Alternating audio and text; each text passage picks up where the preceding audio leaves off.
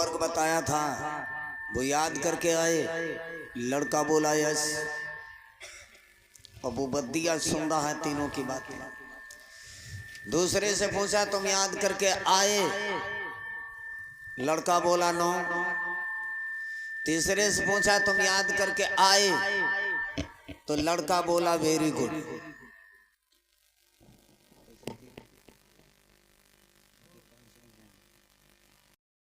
अब वो बद्दिया उसने सोचा आज तक तो हम समझते रहे कि अंग्रेजी कोई बहुत बड़ा हुआ हो, लेकिन इंग्लिश कोई हुआ नहीं है, तो हम भी सीख गए। वो तो लड़के चले गए स्कूल के लिए। अब वो ग्वाला बद्दिया सोचने लगा अंग्रेजी सीख गए, 3 अक्षरों में अंग्रेजी है, पहले यस नो वेरी गुड, अब तो हम सीख गए।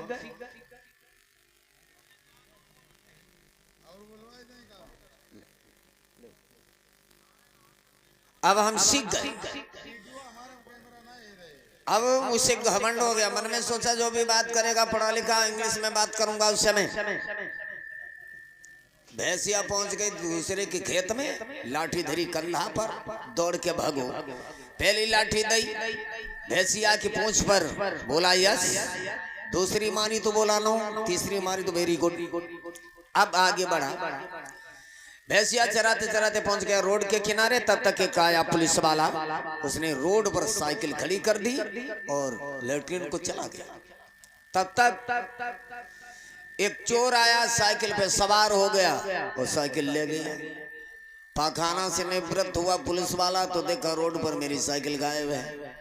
अब उसने इधर उधर देखा, कोई नहीं। वो बद्दिया नजर आया, इशारा देकर के उसे बुलाया और कहा इधर आओ। एक बात बताओ, पुलिस वाले ने पूछा, इस रोड पर मेरी साइकिल खड़ी थी, तुमने देखी थी? लड़के ने सोचा पुलिस का आदमी है, इंग्लिश में बात करेंगे। उसने पूछा रोड पे साइकिल खड़ी थी, तुमने देखी थी? लड़का बोला यस। अब फिर पूछा मेरी साइकिल को कौन ले गया, तुमने देखा? लड़का बोला नो। पुलिस वाले ने सोचा कि खड़ी थी तब इसने देखी थी, ले गया किसने नहीं देखा।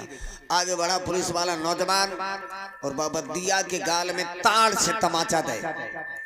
खड़ी थी तब देखी, ले गया कोई नहीं देखा। लड़का बोला वेरी गुड। तमाचा मार दिया तो बोला वेरी गुड। भैया आती है तो बस इतनी आती, ज्यादा नहीं आती, हिंदी में लिख के दो।